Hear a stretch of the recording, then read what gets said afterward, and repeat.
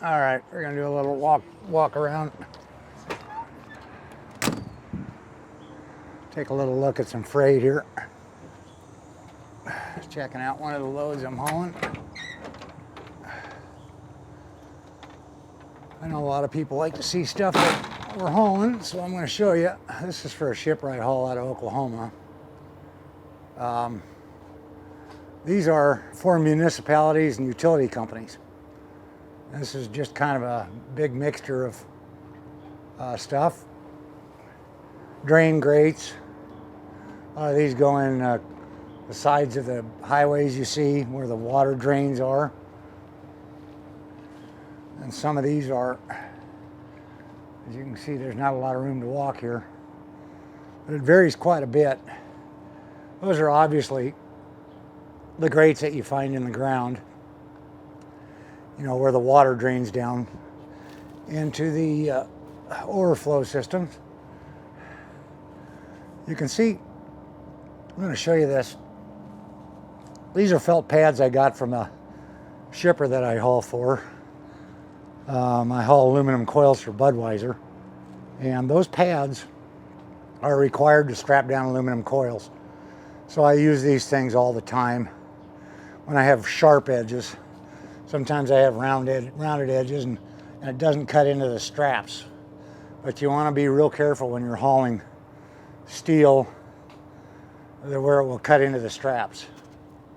This is in a recessed area, so I wasn't so worried about that, but up here is really sharp. This plastic will wear off sometimes and it'll cut right through.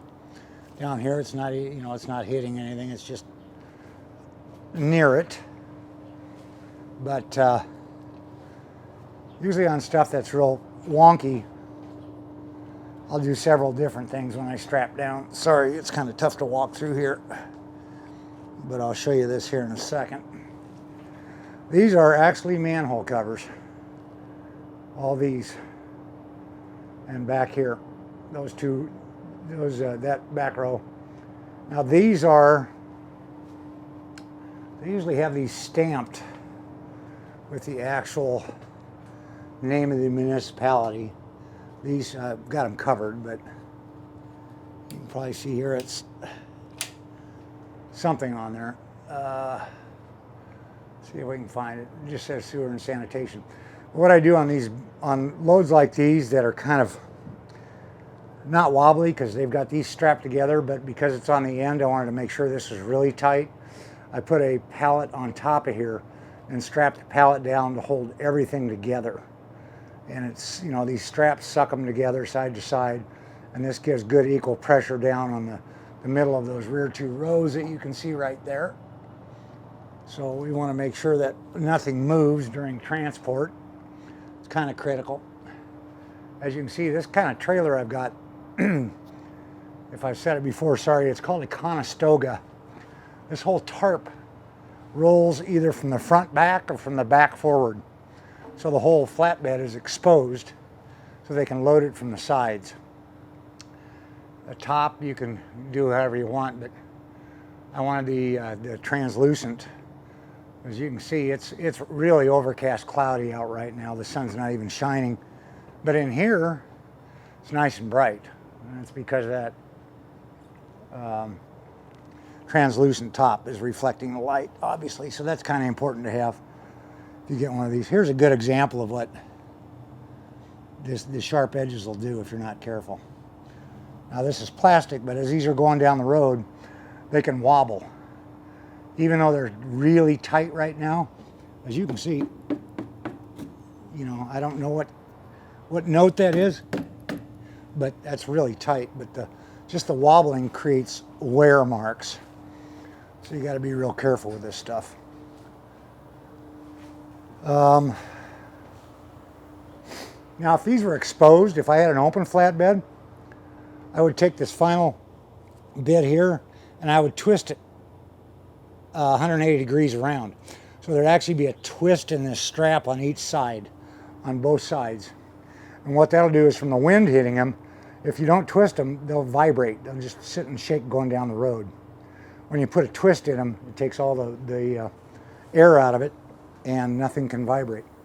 So That's a good idea. This particular trailer is, by the way, I told you it was a Conestoga. A lot of guys call these curtain sides, and they really aren't. Curtain sides have a solid roof and solid back doors with curtains on the side that actually pull back like a curtain. And they have little individual buckles and straps down the side. This is called a Conestoga trailer. There's a big difference, although people that don't own them don't know that. But I can store all kinds of stuff here. There's dunnage to set underneath things when they strap them down. Obviously I've got corner protectors and all kinds of things up there. These are all my chains and my binders to strap down really heavy loads of steel. And this particular trailer I've got, these are big air cam releases. And they actually tighten up right here, you can see. They slide down into this slot and suck this whole tarp against the front of the trailer.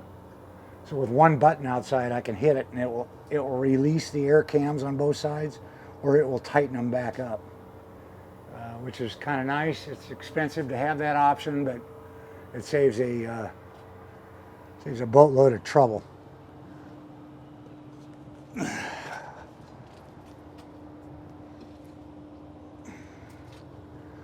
There we go. Lock that back up. Okay. So, and sometimes we get lucky. I don't know if you can see this. I'm going to show you what happened. I actually had a little mishap pulling alongside a dock. It'd be easy to blame it on somebody else, but I actually did this myself. I was pulling up next to a dock that was on the side, and I clipped this metal here, and it tore this whole part of the tarp off. So they have to replace this whole back panel here, and that panel is about, it's going to be about $1,100 to repair that. But as you can see, I got a pretty good parking